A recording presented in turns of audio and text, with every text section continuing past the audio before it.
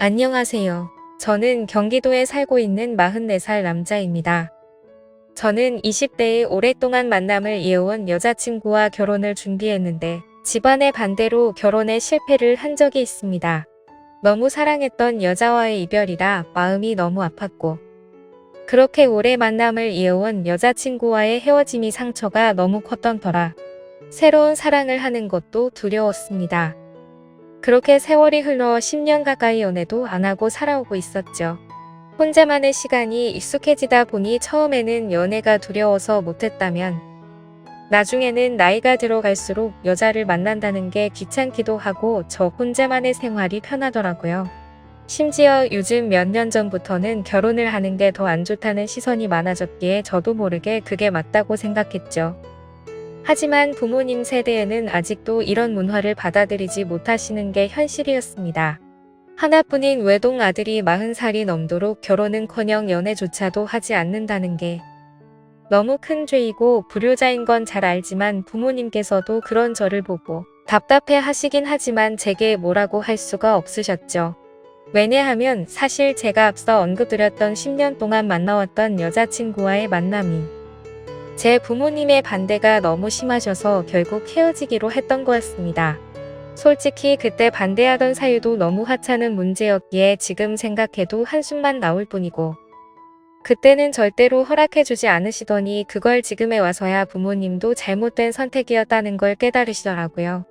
어머님은 저를 보실 때마다 예전에 네가 결혼한다고 할 때 하게 내버려둘 걸 왜 우리가 반대를 했는지 모르겠다고 하시면서 제발 결혼을 하라며 이번엔 네가 누구를 데려오더라도 결코 반대를 하지 않을 거라면서 매일같이 그렇게 한탄을 하셨습니다.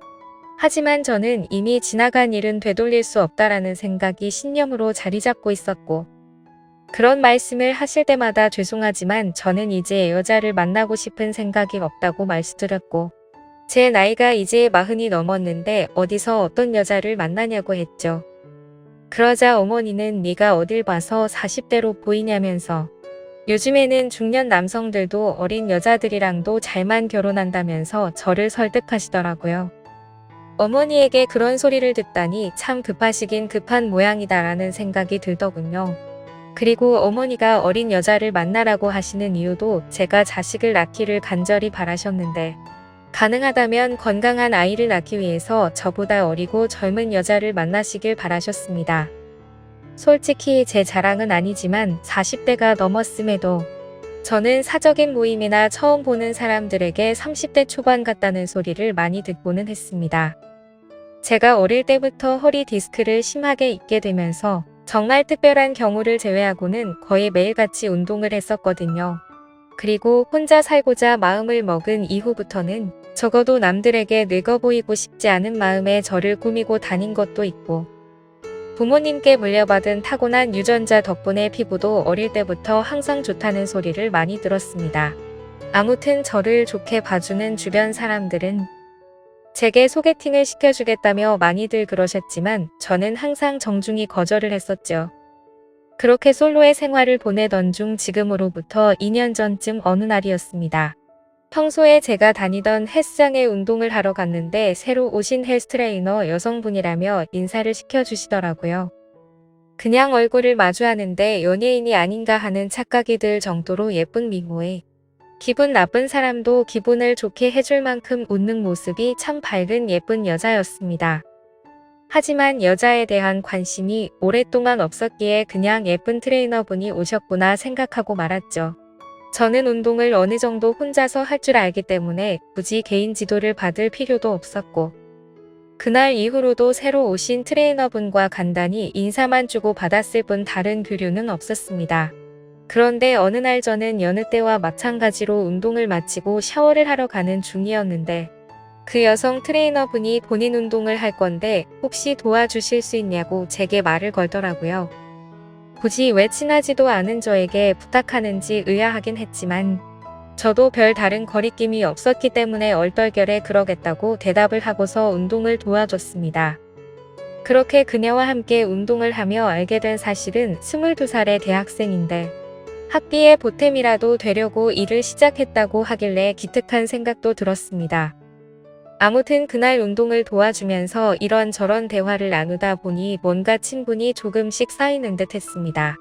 운동이 끝나고 샤워를 마치고 나오는데 늘 보던 대학생 같은 모습이 아니라 머리를 길게 풀어 헤치고 하늘하늘한 원피스를 입고 카운터에 있더라고요. 누가 봐도 예쁜 숙녀가 환하게 웃으면서 저를 기다리고 있었다고 말을 하더군요. 여자를 돌처럼 보고 지냈음에도 불구하고 10년 만에 묘한 감정이 들었습니다. 저는 아무렇지 않은 표정으로 되물었습니다. 저를 기다리셨다고요? 네, 오늘 바쁘실 텐데 운동 도와주신 게 너무 감사해서 제가 밥 사드리고 싶어서 회원님 기다리고 있었어요. 라고 하니 웃으며 말하는데 저도 모르게 이상하게 기분이 좋더라고요. 그렇지만 저보다도 22살이나 어린 친구에게 밥을 얻어먹는 건 좀 아닌 것 같아서 정중하게 거절을 했죠. 그렇게 내일 뵙자고 인사를 드리고 엘리베이터를 기다리는데 그녀도 같이 타더라고요. 왠지 모르게 어색해져서 얼른 도망가고 싶은 마음이 들었고 제 차를 주차해둔 지하 주차장을 눌렀습니다.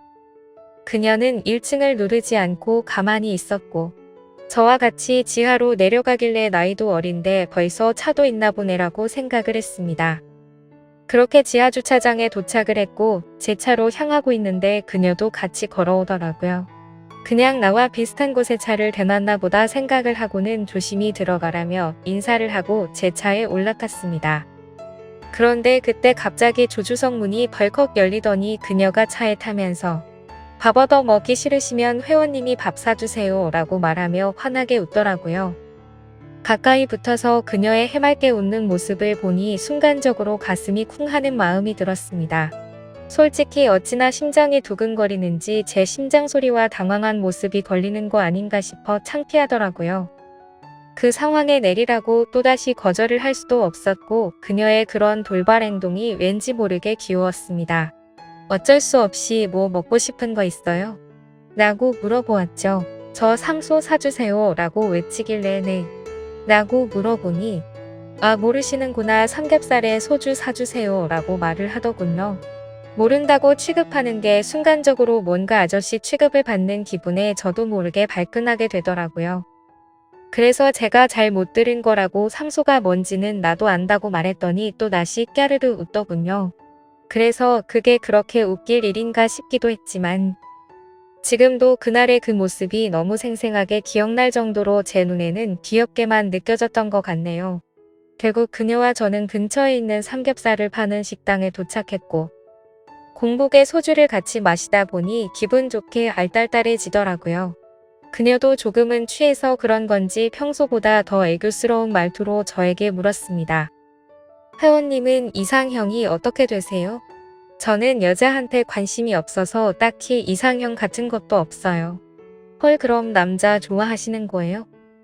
아, 아니요 연애에 관심이 없다는 말이죠. 결혼도 생각이 없고 혼자 지내는 게 익숙해요. 저 사실 회원님한테 첫눈에 반했어요. 너무 제 이상형이에요. 순간적으로 뜬금없는 고백에 술이 번쩍 깨더라고요. 그녀의 고백에 기분이 좋고 너무 고마웠지만 그녀와 저는 나이 차이가 20살이나 났고 아직 어린 대학생과 연애를 한다는 건 도저히 말도 안 되는 일이라고 생각했습니다. 그래도 혹시나 하는 마음에 그녀에게 물어봤죠. 제 나이 알아요? 네, 44살이잖아요. 근데 그렇게 보이지도 않고 나이가 뭐가 중요해요? 툭툭 내뱉은 당당함에 당황스러웠지만 요즘 어린 친구들은 다 이렇게 대담한가 싶었습니다. 저는 멋쩍게 웃으면서 어른 같고 장난치는 거 아니라고 말하면서 농담 그만하자고 했죠. 그러고서는 대화 주제를 바꿔버렸고 대충 그 상황을 넘겼습니다. 하지만 그건 아니라고 생각한 마음과 달리 사실 집에 와서도 계속 생각나더라고요. 그녀의 차까지 따라와서 차를 타는 돌발 행동과 나이를 알면서도 제가 좋다고 말하는 그 모습이 귀엽기도 하고 오랜만에 설레는 마음이 들었습니다. 그리고 그날 이후로는 저도 모르게 왠지 헬스장을 가는 시간이 기다려지고 가는 길이 마냥 즐겁더라고요. 심지어 운동을 할 때도 항상 오로지 운동에만 집중을 했었는데 저도 모르게 그녀가 뭘 하고 있는지 힐끔힐끔 쳐다보고 있더라고요. 나이 차이가 자그마치 20살인데 내가 뭘 하는 건가 싶었습니다. 그래서 제 스스로에게 헛물 키지 말고 정신 차리자고 생각을 했고 잡념을 떨치기 위해서 평소보다 더 열심히 운동을 했습니다. 하지만 제 자제력을 시험하는 건지 그녀는 고백을 하고 나서 더욱 더 적극적으로 제게 들이대더군요. 운동하고 있는 제게 와서 말도 많이 걸었는데 그런 그녀에게 저한테 말 걸지 말라고 하는 것도 우스웠죠. 다른 사람들이 보면 그녀는 단지 운동과 관련된 얘기들만 했을 뿐이었으니까요. 그렇지만 다른 사람들이 보지 않을 때면 오늘 마치고 같이 밥을 먹자고 하거나 술을 마시자고 했고 오늘 바빠서 안 된다고 하면 그때처럼 매달리지는 않고 돌아가더라고요. 아마도 평소처럼 떼를 쓰지 않았던 것도 그녀가 헬스장에서 일을 하는 중이라 그런 거였을 겁니다.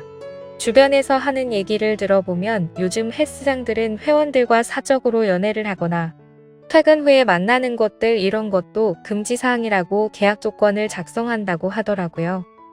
아무튼 아무리 그녀를 외면하려고 노력을 해봐도 어리지만 적극적인 그녀에게 저도 점점 마음의 문이 열리기 시작했고 나이 차이가 너무 걱정이 되었지만 대담한 그녀의 용기에 어렵게 연애를 시작하게 되었습니다. 그렇게 1년쯤 연애를 하고 결혼에 대한 얘기를 그녀가 먼저 하더라고요. 솔직히 연애를 하면서도 제 걱정은 늘 같았습니다. 20살 차이라는 커다란 장벽 말이죠. 외모로는 별로 차이가 없어 보인다고 할지라도 집안의 어른들에게 허락은 어떻게 받아야 할 것이며 제가 나이가 많이 들었기에 자식을 낳아야 한다는 생각을 하면 걱정이 앞서더라고요.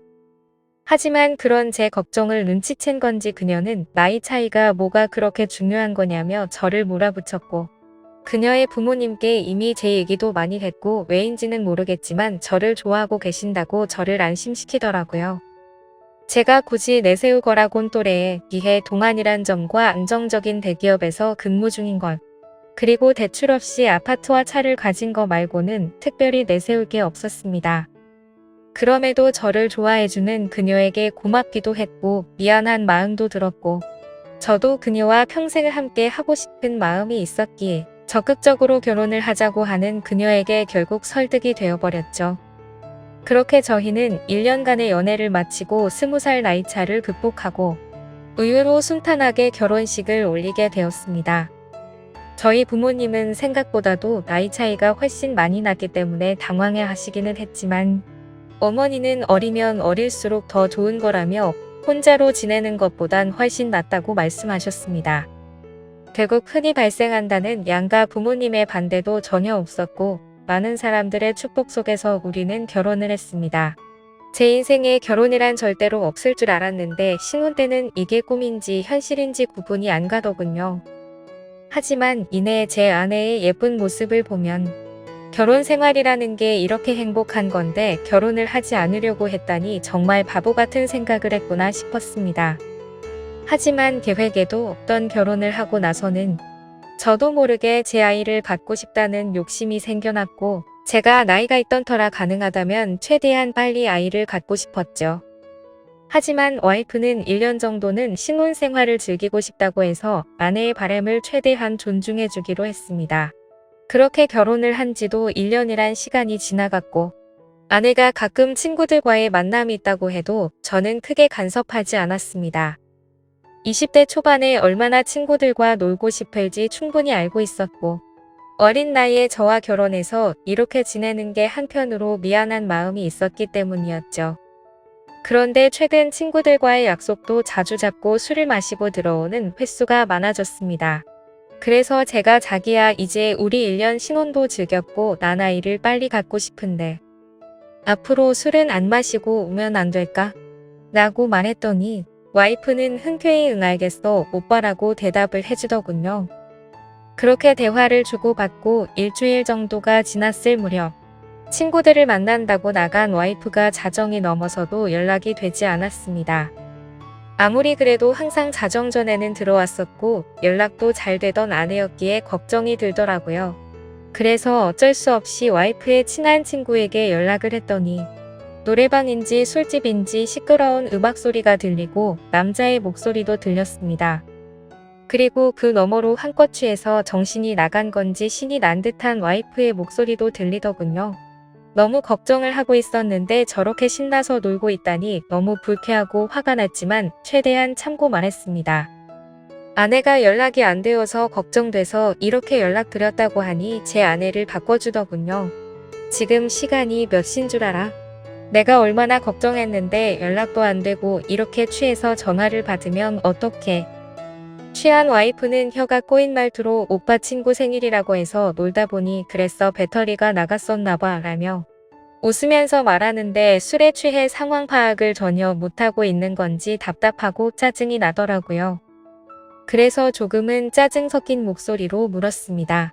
너 지금 거기 있는 남자는 누구냐고 했더니 생일인 친구의 친동생이라며 아주 자연스럽게 말하더라고요. 그냥 그런가 보다 하고 화를 최대한 참으면서 지금 당장 데리러 갈 테니까 어딘지 말해달라고 했죠. 그러자 아내는 오늘 친구 집에서 자고 들어가면 안 되냐고 묻더라고요. 그 친구는 아내의 가장 친한 친구였는데 평소에 저희 집에도 자주 놀러 오기도 했고 같이 얘기를 나눠보면 어른스러운 모습을 많이 느껴서 믿음이 가는 사람이라 일단 통화를 했습니다. 그러자 친구는 술을 마시지 않아서 취하지도 않았다며 멀쩡한 말투로 저에게 너무 걱정하지 말라고 하더니 오늘 자신의 집에 부모님이 없으셔서 무서워서 그런데 제 아내랑 오랜만에 같이 놀다가 자고 싶다면서 허락해달라고 하더라고요. 그 상황이 꼰대같이 안 되니까 당장 집에 들여보내라고 할 수도 없는 노릇이었고 최대한 쿨한 척하면서 그럼 오늘만 잘 부탁드린다고 하고는 전화를 끊었습니다. 그리고 나서 최대한 아내를 이해하려고 노력했었죠. 저도 20대의 친구들과 놀고 술도 마시고 그 나이 때 얼마나 놀고 싶은지 알기에 화를 낼 수도 없었기에 최대한 이해하려고 했는데 저도 모르게 속은 타들어가더군요. 결혼 전에는 마냥 행복했고 저에게만 올인하는 와이프에게 감동해서 이런 일들이 생길지 정말 상상조차 하지 못했습니다. 다음날 집에 와서는 최대한 분노를 눌러가면서 말했습니다. 아이 낳을 때까지 술 마시지 않기로 한 거 아니냐고 물었고 친구랑 같이 있고 싶었으면 미리 말해야 서로에 대한 예의 아니냐고 했죠. 그러자 아내는 미안하다고 하면서 앞으로 다시는 그러지 않겠다고 사과를 하면서 제게 갖은 애교로 제 마음을 풀어주더군요. 그래서 다음부터는 절대 약속 어기지 말라고 하자. 아내는 방긋 웃으며 알겠다고 하더니 이게 무슨 냄새냐고 해맑은 어린아이처럼 주방으로 뛰어가더군요. 참 웃긴 게 그렇게 실망감을 준 아내였음에도 불구하고 과음을 한 건 알았기에 와이프 먹이려고 해장국을 끓여놨었죠. 아내가 20대 초반의 어린 나이라 요리도 못하고 살림이 뭔지도 몰랐었기에 밥도 제가 차려주고 살림도 제가 했습니다. 물론 저는 결혼하기 전에 혼사 자취를 하며 늘 해왔던 생활이라 와이프가 생겼다고 해서 크게 달라질 거는 없다고 생각했었죠. 그저 밥 한 공기와 수저 한 세트만 더 놓는 거니 이게 별로 대수롭지 않다고 생각을 했었거든요. 와이프와 좋은 시간을 보내려고 노력했고 청소며 빨래며 요리며 다 제가 맡아서 하려니 힘들기도 했지만 아내에게 시키면 엉망으로 해서 시킬 수가 없었습니다. 일을 하고 집에 오면 피곤하고 지쳐서 이게 결혼 생활인가, 무예 생활인가 하는 생각이 들어 힘든 날도 있었습니다. 이런 생활이 몇 번 반복되다 보니 사랑하는 아내를 얻은 건지 딸을 키우는 건지 점점 모르겠다는 생각이 문득 들더라고요. 그래서 제가 와이프의 요리 학원을 다녀 볼 생각이 없냐며 조심스럽게 물어봤습니다. 오빠 나 요리 진짜 못해 칼이 무섭단 말이야 라고 말하길래 그래 밥은 내가 하면 되지. 그럼 집 청소 정도는 해줄 수 있어? 라고 물어봤더니 오빠 나 일 시키려고 결혼하자고 했어. 아니야 내가 다 할게 라고 말하고 대화를 끝냈습니다. 일 시키려고 결혼한 건 아니지만 결혼을 했으면 서로 분담을 해서 가정을 꾸려가야 하는 거라고 생각을 했는데 와이프는 그럴 생각이 전혀 없어 보였습니다. 저도 강제로 시키고 싶은 마음은 없었기에 그냥 그러려니 했던 거였죠. 결혼 전에는 적극적이고 대범하면서도 저에게 신뢰를 주는 모습이 많았던 여자였고 어리지만 본인이 하는 일에 대한 자부심도 있고 또래에 비해 성숙하다는 생각을 줬던 생각이 났고 친구들과 잘 만나지도 않고 저에게만 잘하고 일도 열심히 하는 참 멋진 여성이라고 생각했는데 결혼을 하고 나니 어린아이처럼 변해버린 겁니다. 그렇지만 나이가 많은 저와 결혼해준 게 고마워서 저는 오냐오냐 다 받아주며 늘 하던 건데 뭐 그냥 묵묵히 집안일과 일을 병행하면서 결혼 생활을 이어갔습니다. 그렇다고 이게 큰 문제가 되지는 않았습니다. 서운하지도 않고 그냥 내 생활이라고 생각하고 살았습니다. 하지만 문제는 친구를 너무 좋아하는 철없는 20대 초반의 행동을 보이는 모습들이 저를 힘들게 하기 시작했습니다. 아까도 말씀드렸듯이 한두 번 그렇게 이해해주고 넘어가주니 친구를 만나러 나가는 날이면 연락이 안 되는 날이 잦아졌고 외박도 서스름없이 하게 된 겁니다. 그때부터인가 와이프는 뭔가 저에게 숨기는 게 생겼던 것 같습니다. 핸드폰에 비밀번호를 걸어놓기 시작하더니 편의점을 간다면서 나가면 마트에 가서 장을 보는 것도 아닌데 1시간 가까이 한참 동안 들어오지 않았고 부부 사이가 맞는 건가 생각이 들 정도로 같이 있는 걸 피하더라고요. 요즘 들어 왜 저러나 싶었지만 결혼 생활은 신뢰라고 생각했기에 한치의 의심도 갖지 않으려고 노력했고 폰을 보고 싶은 생각도 하지 않았습니다. 그저 이유가 알고 싶어서 요즘 잘 웃지도 않고 왜 그러냐고 하면 그냥 요즘 좀 피곤해서 그렇다고 대충 대답하더군요. 아내는 결혼 후에 일하기 싫다고 해서 일도 그만두고 집에만 있는 상황이었고 살림도 아무것도 하지 않아서 제가 다 했는데 피곤하다는 게 이해가 되지 않았죠. 그래서 친구들 만나러 카페 가서 수다 떠느라 피곤하냐고 하고 싶었지만 그래봤자 싸움만 날 것 같아서 참았습니다. 아무튼 여러 가지로 서운한 마음도 들었고 저는 아이를 빨리 갖고 싶다고 말을 했지만 와이프는 저를 쳐다보지도 않고 알겠다며 영혼 없는 대답만 하더라고요. 결혼 전에 제게 했던 말들은 하나도 지키지 않는 와이프의 모습에 화가 나기도 했지만 어쩌겠습니까? 이미 결혼을 해버렸는데요. 날이 가면 갈수록 이럴 거면 혼자 살 때가 낫다 싶었던 적도 많았습니다. 그러던 중 결국 사건이 터지고 말았죠. 와이프가 친구들과 2박 3일로 여행을 간다며 집을 나서게 된 거죠. 한 달 전부터 저에게 말을 한 거라 저도 기분 좋게 잘 다녀오라고 했습니다. 친구들과의 추억도 소중하단 걸 저도 겪어봤고 경험도 중요하기 때문에 하고 싶어 하는 걸 막고 싶진 않았습니다. 그렇게 와이프가 여행을 간 사이 저는 집에서 혼자만의 시간을 즐기고 있었습니다. 집에 사람이 있다가 없으니 허전하기도 했지만 집을 어지르는 와이프가 없다 보니 따로 청소를 할 것도 없었고 밥도 먹기 싫으면 그냥 안에 먹어도 되니까 너무 편했습니다.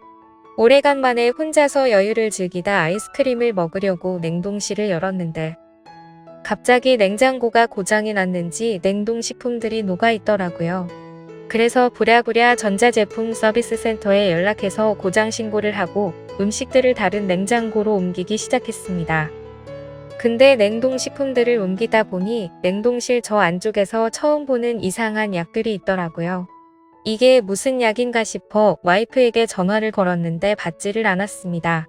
그래서 인터넷에 그 약에 대해서 검색을 해봤더니 피임약인 걸 알게 되었죠. 정말 배신감이 들더군요.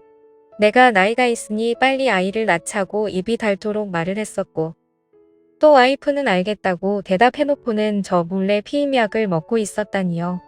너무 충격적이고 솔직히 이번엔 정말 화가 많이 났습니다.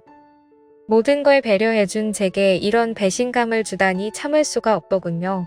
그래서 저는 그때부터 와이프가 전화를 받을 때까지 계속해서 전화를 걸었습니다. 전화를 20통 가까이 하자 그제서야 전화를 받더군요. 저는 소리를 지르면서 무슨 짓거리를 하길래 이렇게 전화를 안 받냐고 지금 당장 집으로 오라고 말했습니다. 무슨 일이냐며 친구들이랑 놀고 있는데 어떻게 가냐고 짜증을 내더라고요. 그래서 제가 너 냉동실에 약 뭐야? 라고 물었더니 당황했는지 몇 초간 말이 없더군요. 그러더니 자기야 그거 영양제야 라고 거짓말을 하더라고요. 누굴 바보로 보냐고 검색하면 그 약이 무슨 약인지 다 아는데 영양제라고 거짓말을 하냐면서 화를 냈고 와이프는 오히려 침착하게 집에 가서 얘기를 하자고 하길래 지금 당장 오라고 했습니다. 그러자 아내는 지금은 못 간다면서 전화를 끊어버리고는 휴대폰을 꺼버리더군요. 너무 화가 나서 여행 장소로 찾아가고 싶었지만 친구들과 함께 갔기 때문에 어쩔 수 없이 와이프가 오기를 집에서 기다리고 있었습니다. 그렇게 여행 일정이 끝난 후에 집에 오더니 능청스럽게 웃으면서 선물을 사왔다며 집에 들어오는 겁니다. 첫날보다는 화가 좀 누그러졌지만 아무 생각 없이 웃으면서 선물을 사왔다고 말하는데 저 여자가 도대체 무슨 생각으로 이러는 건가 싶더라고요. 오자마자 할 말이 선물 사왔다라고 말하는 게 지금 우리 상황에 맞는 대화냐고 물었습니다. 그러자 아내는 오히려 그게 무슨 큰일도 아니고 이렇게 화를 내냐면서 이제부터 약을 안 먹으면 되는 거 아니냐고 말을 하더군요. 제가 나이가 많아서 이상한 건가요? 저는 도저히 저렇게 말하는 와이프가 이해가 되지 않았습니다. 너 내가 아이 갖고 싶다고 한 말들은 다 무시해도 되는 거야. 내가 언제 무시했어? 너 나한테 말하지 않고 피명 먹은 거 나 무시한 거 아니야? 아니야 미안해. 오빠 아이 생기면 술 못 먹고 놀러 못 다닐까 봐 그랬어. 미안해. 너 지금 그게 말이 된다고 나한테 설명하는 거야? 이제 약 안 먹을게 화 풀어 여보야라며 이 상황에서도 애교로 무마하려는 와이프에게 화가 났지만 고작 이런 일로 이혼을 할 수도 없는 노릇이었고 제가 보는 앞에서 약을 다 버리면서 아이를 갖는데 신경 쓰겠다고 약속하더라고요. 처음에는 아내의 약속을 믿지 않았지만 여행을 다녀온 이후에는 와이프가 친구들과 만나도 술도 안 마시고 집에 일찍 들어오더라고요. 그래서 이제 철이 좀 들여나 싶었고 정말 다행이다 싶었죠. 그러다 와이프가 갑자기 요리학원을 보내달라고 하더라고요. 칼 무섭다고 요리하는 거 싫다더니 갑자기 학원을 왜 다니려고 하냐고 하니까 아이가 생기면 아이 밥도 해줘야 하지 않겠냐고 대답하더라고요. 아이를 생각해서 요리 학원을 끊어달라고 하는 아내의 생각에 너무 감격스러웠고 기분이 좋았습니다. 제가 학원을 알아봐줄까 물었더니 이미 다 알아봤다고 현금으로 하면 할인도 된다면서 말하더군요. 먼저 학원도 알아보고 배우고 싶어하는 의지를 보이며 절약하는 모습도 보여서 와이프가 너무 예뻐 보였습니다. 그리고 그날 이후로는 학원에서 배운 거라며 가끔 음식도 만들어 주더라고요. 그런 와이프가 사랑스러웠습니다. 그렇게 우리 관계는 다시 많이 좋아졌고 서운했었던 감정들도 다 녹아들었죠. 그렇게 별탈 없이 지내던 중 아내가 연락이 와서는 그토록 바라던 아이를 가진 걸 알려주더라고요. 저는 너무 기뻐서 춤을 추고 싶을 만큼 행복했고 그 감동이 말로 할 수 없을 정도로 벅차올랐죠. 결혼 생활을 생각조차 하지 않던 제가 이런 감정을 느낄 거라고 상상조차 못 해봤습니다. 혼자 지냈던 시간이 너무 길었고 아이를 예뻐했지만 결혼 생각이 없었기에 기대도 하지 않고 살았기 때문일까요? 너무 행복한 나날들을 보내고 있었습니다. 내 아이의 심장이 생기는 걸 눈으로 보고 심장 뛰는 소리를 듣고 손과 발이 생기는 과정을 지켜보니 정말 눈물이 나더라고요. 부모의 마음이 이런 건가 싶어 저희 부모님에 대한 마음도 더욱 존경심과 감사함을 느꼈습니다. 저는 저의 모든 생활을 와이프에게 맞췄습니다. 병원부터 시작해 아빠와 함께하는 스트레칭 수업도 함께 다니고 그렇게 매일매일이 너무 행복하고 벅찬 순간들을 느꼈습니다. 그러다 어느 날 와이프가 친정에 간다고 해서 데려다 달라고 하더라고요. 그래서 처갓집에 와이프를 데려다 주고 차를 타고 집에 가려고 하는데 조수석에서 진동 소리가 들렸습니다. 아내가 휴대폰을 두고 내렸구나 싶어서 휴대폰을 집어들고 내리려는데 왠지 모르게 이상한 기분이 들어서 휴대폰을 열어봤죠. 아내가 보기보다 섬세하지 못해서 비밀번호를 풀 때 어렴풋이 옆에서 봤기에 혹시나 하는 마음으로 비밀번호를 눌렀는데 몇 번의 시도 끝에 어렵지 않게 휴대폰을 열어볼 수 있었습니다. 그래서 무슨 내용인지 확인해보니 잘 지내. 너 내 톡 차단했어. 내가 잘못했어. 보고 싶다라는 내용의 메시지가 와 있더라고요. 그냥 누가 보더라도 남자에게서 연락이 왔다는 걸 알겠더군요. 그 내용을 보고 나니 갑자기 너무 묘한 기분이 들면서 심장이 두근거리기 시작했습니다. 여지껏 단 한 번도 아내의 폰을 들여다보지 않았는데 그때부터는 이미 이성의 끈을 놓아버렸죠. 먼저 카톡과 문자를 확인했는데 뭐가 있진 않더라고요. 하지만 아내가 SNS를 하고 있는 걸 알았기에 그 어플을 켜봤습니다. 사실 저는 SNS를 하지 않기 때문에 뭐가 뭔지 전혀 모르겠더라고요. 그렇게 이것저것 눌러보니 메시지 창으로 들어가줬습니다. 그런데 저희 느낌은 맞았습니다. 그 메시지를 보낸 사람은 남자가 맞더라고요. 와이프와 또래로 보이는 몸도 좋고 잘생긴 남자였습니다. 제가 메시지를 읽자마자 읽었는데 왜 답이 없냐며 또 메시지가 왔습니다. 그래서 제가 왜? 라고 메시지를 보냈더니 너를 모니땠다며 우리 좋았지 않냐 다시 잘해보자는 내용이었습니다. 이 남자는 제 와이프가 결혼을 한지도 모르는 것 같았습니다. 다행인 건지 모르겠지만 대화 내용 삭제는 하지 않았더라고요. 메시지 창을 제일 위로 올려서 차근차근 대화 내용을 읽어 내려갔습니다. 읽어보니 그 남자는 아내가 대학교를 다닐 때부터 알던 남자였습니다. 너 번호 바뀌었어? 오랜만에 한잔하자라는 내용이 시작이었고 날짜를 보니 와이프가 잦은 술자리를 갔던 그 시기쯤이었습니다. 그리고 더 충격적이었던 건 친구들한테도 내 남편 SNS 못해서 걸 일 없으니까 DM으로 얘기하자는 내용이었고 SNS를 하지 않는 저는 DM이 뭔지도 몰라서 검색을 해보니 다이렉트 메시지의 줄임말이더군요. 그렇게 와이프는 SNS 메시지로 대화를 했고 사진들도 그렇게 공유를 했더라고요. 심지어 피임약이 걸렸을 때도 친구들과 여행을 간 게 아니라 커플로 여행을 갔더라고요. 저에게 사진을 보내줬을 땐 여자들끼리 간 것처럼 사진을 보내줬었는데 너무 충격적이게도 친구들과 함께 저를 속이고 여행을 갔던 거였습니다. 너무 화가 나서 손이 떨렸고 도저히 이건 있을 수 없는 일이라 생각했습니다. 편의점에 간다고 하고 1시간이 지나서 들어올 때도 이 남자와 통화를 했던 거였고 잦은 술자리와 외박도 이 남자 때문이었습니다. 그래서 아이를 갖기 싫었나라는 생각도 했습니다. 저의 신뢰와 믿음은 산산조각이 났습니다. 솔직히 아내가 임신한 아이가 내 아이가 맞나라는 생각까지 들었습니다. 그래도 대화 내용을 보니 저에게 피임약이 걸리고는 이 남자와는 헤어졌더라고요. 요리를 배우겠다고 했을 때도 저에게 미안한 마음이 컸었기 때문이었나 봅니다. 이 충격에서도 뱃속의 아이 때문에 저와 제 아이의 앞날 때문에 걱정이 먼저 앞섰습니다. 그냥 이 상황을 넘겨야 하는 건지, 이 분노와 배신감을 어떻게 풀어야 할지, 마음의 상처는 어떻게 해야 할지 너무 혼란스럽더라고요. 그렇지만 그냥 넘어갈 수는 없다고 생각을 하고 있던 찰나였습니다. 조수석이 벌컥 열리더니 아내와 눈이 마주쳤고 자신의 휴대폰을 보고 있으면서 얼굴 표정이 어두운 걸 보고는 뭔가 눈치를 챈 것 같더군요. 아내는 아무 말 없이 차에 타더라고요.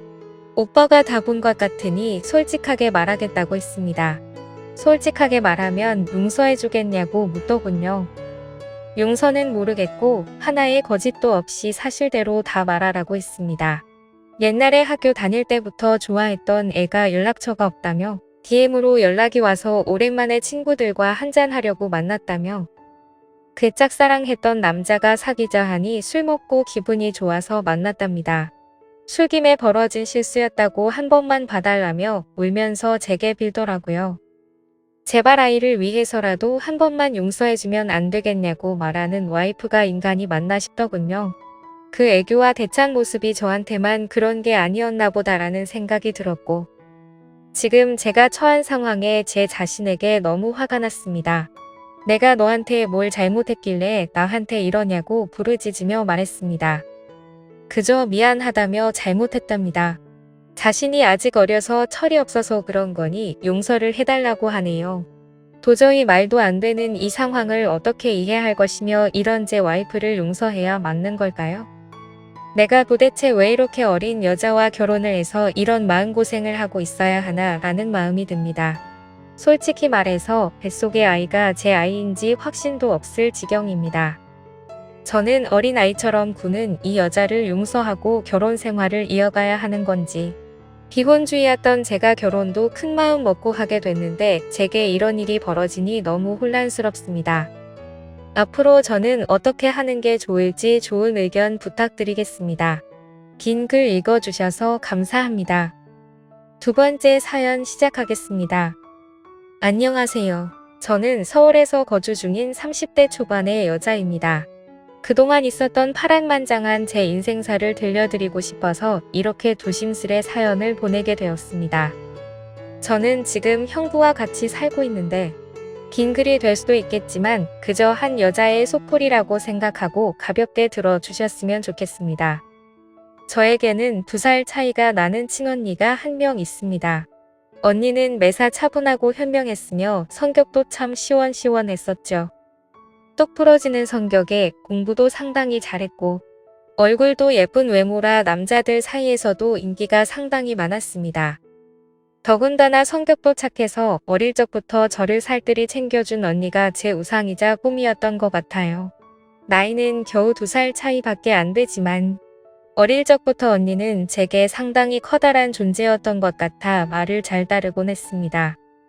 공부를 상당히 잘하던 언니는 서울의 좋은 대학에 입학하게 되었고 그로 인해 서울에서 혼자서 자취를 시작하게 되었습니다. 그때 당시 저는 혼자 나가서 자취하며 사는 언니가 그렇게 부러울 수가 없었죠. 공부도 잘하고 대학도 좋은 곳에 가는 언니를 동경하며 저도 언니를 따라가기 위해서 이를 악물고 정말 공부를 열심히 했었습니다.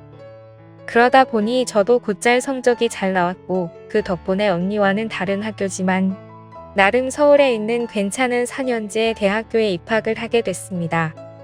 저는 너무 행복하고 신났었죠.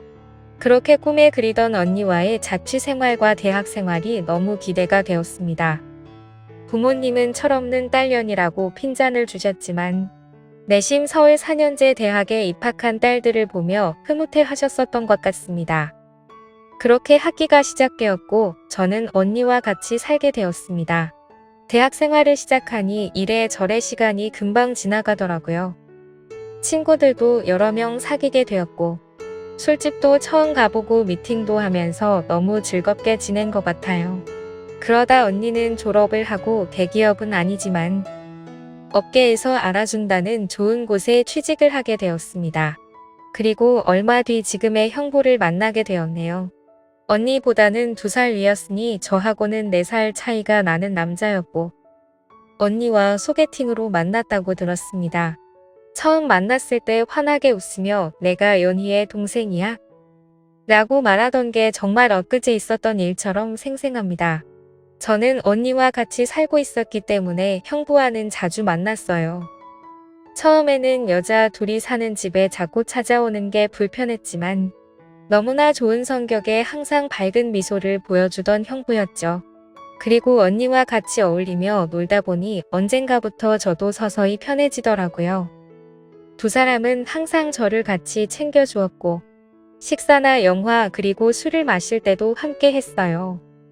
언젠가부터 그게 너무 좋았고 일상이 된 듯이 같이 노는 게 편해졌습니다. 저와 형부는 아는 오빠 동생 같이 아주 편한 사이가 되었던 거죠. 그렇게 처음 겪어보는 재밌는 일상들을 만끽하였고 평범한 대학 생활을 즐기면서 별탈 없이 잘 지내고 있었습니다. 그런데 하늘이 무너질 만큼 충격적인 일이 생겨버렸죠. 어느 날 갑자기 부모님의 충격적인 사고 소식을 접해야 했습니다. 언니와 제가 사는 자취방에 오셔서 반찬이며 이것저것 가져다 주시고 시골집으로 내려가시다 차가 반파되는 큰 사고가 났습니다. 여자들끼리 사는 집이 이게 뭐냐며 투덜거리셨던 엄마와 애들한테 잔소리 그만하라는 아빠. 그 모습이 마지막 모습이셨어요. 부모님 2분 다 그 사고로 인해 돌아가시게 되었습니다. 저희 자매는 너무나도 슬픈 그 현실을 어린 나이에 모두 받아들여야만 했습니다. 형부는 장례식장에서 언니의 남자친구라고 주변 분들에게 소개를 하였고 저희 부모님의 마지막 장지까지 함께 해주었습니다. 목 놓아 울다가 너무 힘들어 지치면 형부가 달래주었고 무엇이라도 먹으라며 밖에서 죽까지 사와서 저희들을 챙겨줬었죠. 형부에게 너무 고마웠고 그때부터 많이 의지가 되었던 것 같아요. 그렇게 부모님을 보내드리고 나니 저희는 졸지에 고아가 되어버린 거나 마찬가지인 상황이 되었습니다. 그렇게 힘든 시기에 겨우겨우 버티면서 대학 생활을 마치고 졸업을 하게 된 저에게도 어느 날 한 남자가 다가오게 되었습니다. 이 남자가 바로 제 전 남편입니다. 부모님이 돌아가시고 형부와 언니에게 많이 위로받고 기대면서 살았지만 그걸로 제 마음이 채워지기에는 부족했었나 봐요. 자상하게 다가와서 제 말을 잘 들어주던 그 남자와 연애를 하게 되었고 저는 자연스럽게 그 남자에게 제 삶을 기대고 많이 의지하게 되었었죠. 그러다 보니 집에 들어가지 않고 외박을 하는 횟수도 점점 늘게 되었고 안 그러던 제가 갑자기 그런 모습을 보이게 되자 언니와 형부에게 혼도 많이 났었습니다. 그러던 중 저는 그만 사고를 치고 말았습니다. 어리다면 어린 그 나이에 혼전 임신을 하게 되었던 거죠. 지금 생각해보면 정말 미친 짓이라 생각하고 있고 그 시간을 되돌리고 싶은 심정입니다. 물론 지금 제 인생 누구보다 소중한 제 딸아이가 없길 바란다는 뜻이 아니고 전 남편만 되돌리고 싶습니다. 하지만 그때 당시에는 그 남자를 많이 의지했고 사랑했었기에 미래가 행복할 거라 꿈꾸고 아이를 낳자고 마음먹었습니다. 그렇게 저희는 예정에 없었던 결혼을 급하게 하기로 한 거였죠. 그래서 저는 언니와 형부에게 이 사실을 알렸고 정신이 있는 거냐며 많이 혼났었던 것 같습니다. 잘 살 테니 걱정하지 말라고 얘기를 계속 해줬지만 그게 말처럼 쉽게 될 리 없다는 걸 잘 알고 있는 두 사람은 저를 많이 설득하려고 했죠. 하지만 뱃속에 제 아이가 있었기에 되돌릴 수 없다는 걸 모두가 알았고 결국 제 의견을 따라서 결혼을 진행하게 되었습니다. 그러나 상견례부터 참 쉽지 않더군요. 그날부터도 많은 일이 있었습니다. 언니와 형부가 상견례 자리에 나와주었고 어른은 없냐며 대놓고 무시하던 시댁. 그리고 그런 경험을 처음 하면서 괜찮은 척하며 땀을 뻘뻘 흘리면서 시댁에 비위를 맞춰주던 형부. 매사에 정확하고 톡 부러지던 제 언니도 저를 위해 성격 죽이고 이리저리 무사히 상견례를 끝마쳤네요. 남자친구와 저는 어린 나이에 목돈이 없었기에 시댁에서 마련해 주신 15평 남짓 되는 빌라에서 아이를 출산하였고 신혼생활을 시작하게 되었습니다. 그런데 제가 꿈꾸던 결혼 생활과는 정반대였습니다.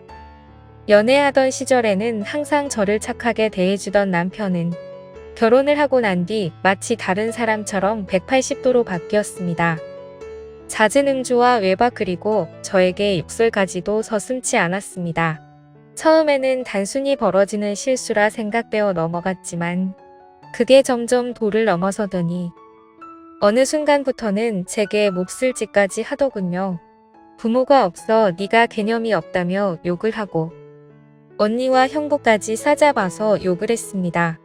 어리다면 어린 나이에 그 얘기를 듣고 있자니 서름에 복받쳐서 아이를 안고 많이 울었던 것 같아요.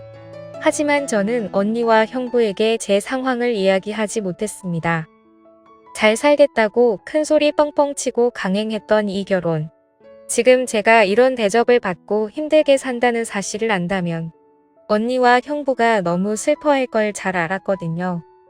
그렇게 저는 힘든 하루하루를 살아가던 중 언니와 형부는 결혼을 하게 됐습니다. 저는 그 당시 많이 힘들고 지친 마음이었지만 누구보다 그 둘의 결혼을 축복했기에 밝게 웃으며 축하해 주었습니다. 그리고 저의 불행한 일상이 2년쯤 지났을 때였습니다. 남편의 폭언과 만행은 점점 더 심해졌고 어느 날부터는 술집 다니는 여자와 외도를 하는 사실까지 알게 되었습니다.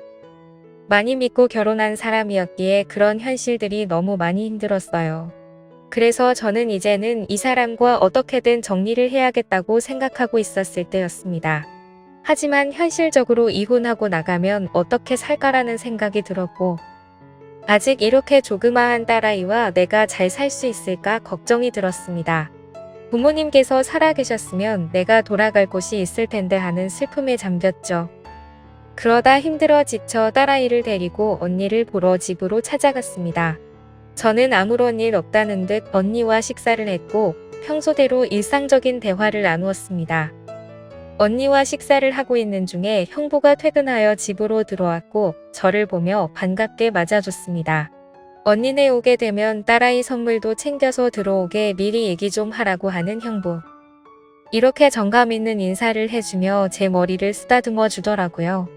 그런데 얼마 전 남편에게 밀쳐져서 넘어지다 찢어졌던 부분을 건드렸고 저도 모르게 비명 소리를 내게 되었습니다. 형부는 깜짝 놀라서 뭐냐고 왜 그러냐고 계속 물어봤죠. 저는 사실대로 말할 수 없어 눈을 못 마주치고 있는데 걱정을 해주는 모습을 보고 있으니 저도 모르게 서름에 복받쳐 갑자기 눈물이 흘렀습니다. 뭔가 이상하다는 느낌을 감지한 건지 형부는 제 몸을 계속 살폈고 눈에 띄을 만큼 표정이 급격히 경직되면서 변해갔습니다. 형부는 남편 놈이 이런 거냐고 솔직히 말해보라며 저를 다그쳤고 저는 아니라고 계속 부인했지만 하염없이 나오는 눈물이 제 말이 거짓이라고 저를 대신해서 대답해 주었죠. 결국 그날 그동안 있었던 모든 일에 대해서 솔직하게 말을 했고 형부는 화를 내면서 그 늦은 시간 저를 이끌고 저희 집을 찾아갔습니다. 술을 좀 했는지 소파에 누워서 뒹굴고 있는 남편을 사정없이 멱살을 잡고 흔들기 시작했습니다. 네가 사람 새끼냐고 어떻게 여자한테 그럴 수 있냐며 계속 욕을 했죠. 남편은 그러다 넘어지면서 가구에 부딪혔고 막을 쓰며 소리를 질렀습니다. 형부는 그때부터 정신이 조금 들었는지 잠시 숨을 고르더라고요. 일단 이 상황이 정리가 되어야 할 것 같아 형부를 밖으로 데리고 나가려 하는데 갑자기 남편에게 무릎을 꿇으면서 이야기를 했습니다. 우리 처제 어디 가서 이런 대접 받을 아이 아니라고. 제발 잘 좀 대해주면 안 되겠냐고. 내가 실수해서 다쳤으니 속 풀릴 때까지 자신을 때리라고 하더군요. 제발 부탁을 한다면서 말이죠. 남편은 그런 형부와 울고 있는 저에게 지금까지 해왔던 것. 그 이상의 온갖 욕설을 뱉으며 경찰에 신고를 했습니다. 경찰이 와서 일단 상황은 종료되었지만 절대 합의는 하지 않겠다는 남편 때문에 형부는 결국 재판까지 받게 되었습니다. 자세한 내용은 형부가 절대 말해주지 않아 그 후 어떤 처벌이 이루어지게 됐는지는 지금도 잘 모르겠습니다. 그런 상황을 겪은 뒤도 저는 확실히 남편과 정리를 할 수 있었고 이도 저도 갈 곳이 없던 저와 딸아이에게 언니와 형부는 손을 내밀어 주었습니다. 그렇게 염치는 없었지만 어쩔 수 없는 상황이었던 저는 결국 언니와 형부와 같이 살게 되었고 차근차근 그동안의 일들을 정리를 했고 이혼 준비를 하게 됐습니다. 이혼 과정이 생각보다 참 복잡한 게 많더라고요. 저 때문에 속이 많이 상했던 형부는 저에게 걱정 말라며 많이 도와주었습니다. 너무 힘들었던 제게는 그때 형부와 언니에게 너무 고마웠어요. 그리고는 예전 처음 형부를 만났을 때처럼 저와 언니 그리고 형부 거기에 제 딸아이까지 나름 행복한 생활로 돌아올 수 있었습니다. 딸아이는 아주 어려서 그간의 일들을 전혀 인지하지 못합니다. 마냥 이 상황이 당연한 일상인 듯 해맑게 커가고 있었습니다. 어쩌면 다행이었죠. 이때쯤 아이가 3살이 되어 어린이집에 보낼 수 있었고 저도 작지만 경제활동을 할 수 있게 되었습니다. 전공을 살려 작은 디자인 업체 취직을 하게 되었어요. 이 회사가 프리랜서처럼 집에서도 일을 할 수 있었기에 아이를 키우는 저에게는 딱 알맞은 직장이었거든요. 급여는 그리 많지 않았지만 빨리 목돈을 모아서 이 집에서 독립하기 위해 이악 물고 일했던 것 같습니다. 회사 몰래 아르바이트 짬짬이 해가면서 아이도 챙기고 일도 병행하는 그런 정신없이 바쁜 나날들을 보냈습니다. 그러다 어느 날 일어나지 말아야 할 충격적인 사건이 벌어졌습니다.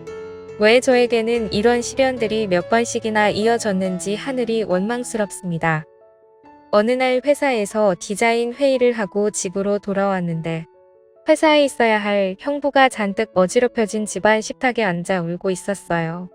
식탁 위에는 마시던 소주들이 널브러져 있었고요. 너무 놀라서 이게 무슨 일이냐 물었지만 형부는 아무 말이 없더라고요.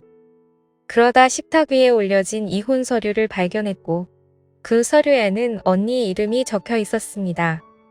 무슨 일이냐 물었습니다. 한참이 지난 뒤에 형부가 하는 말이 언니와 이혼하게 되었답니다. 언니는 집을 나갔다고 하더라고요. 갑자기 도대체 무슨 말인지 도저히 이해가 안 되었어요. 아무 문제 없이 행복하게 잘 지내고 있는 줄만 알았는데 갑자기 이혼이라니요. 계속 형부에게 물었지만 형부는 그냥 이혼할 거니 그렇게 알라고만 얘기했고 다른 이야기는 해주지 않았습니다. 일단 아이를 챙겨야 했기 때문에 대화는 그렇게 끝났고 바로 언니에게 전화했습니다. 언니는 아무 말도 하지 않았고 저는 무슨 일인지 일단 만나서 이야기하자고 언니를 다독였습니다. 언니와 만났고 이야기를 들었습니다. 언니는 정말 미안하고 몹쓸 짓인 걸 알지만 사랑하는 사람이 생겼다고 말하더군요. 이게 도대체 무슨 말인지 말도 안 나왔습니다. 제가 그렇게 좋아했던 똑순이 언니가 형부가 아닌 사랑하는 사람이 생겼답니다. 너무 화가 났어요. 뭐라고 욕도 나오기 전에 언니의 뺨부터 때렸습니다. 도대체 이게 무슨 짓거리냐고. 형부가 우리한테 얼마나 잘해줬는데 그게 무슨 말이냐고. 내가 잘못 들은 거 맞다고 말하라고 소리를 질러댔습니다. 그런 언니는 그저 미안하답니다. 저를 끝까지 챙겨주지 못하고 무책임하게 떠나게 되어서 미안하다고 하더라고요. 너무나 황당하고 어이가 없어서 말도 제대로 안 나오더군요. 그렇게 저희들을 위해 잘해준 우리 형부가 너무 불쌍해서 저는 정신을 차리고 언니에게 얘기했습니다. 앞으로 너는 내 언니도 아니고 2번 다시 우리 앞에 나타나지 말라고. 내가 너 대신 형부를 끝까지 지켜줄 거니 꺼지라고 했습니다. 그리고 울면서 자리를 나왔습니다. 저도 그렇게 아프게 이혼했는데 그렇게 믿었던 언니가 제 전남편처럼 인간 같지도 않는 짓을 저지르다니 믿어지지가 않았습니다. 집으로 돌아온 저는 말없이 형부를 위로해 주었습니다. 사실 제가 할 수 있는 일이 크게 없었어요. 저도 딸아이와 함께 얹혀 살고 있는 입장이었기 때문에 그저 위로를 해줄 뿐 다른 방법이 없었거든요.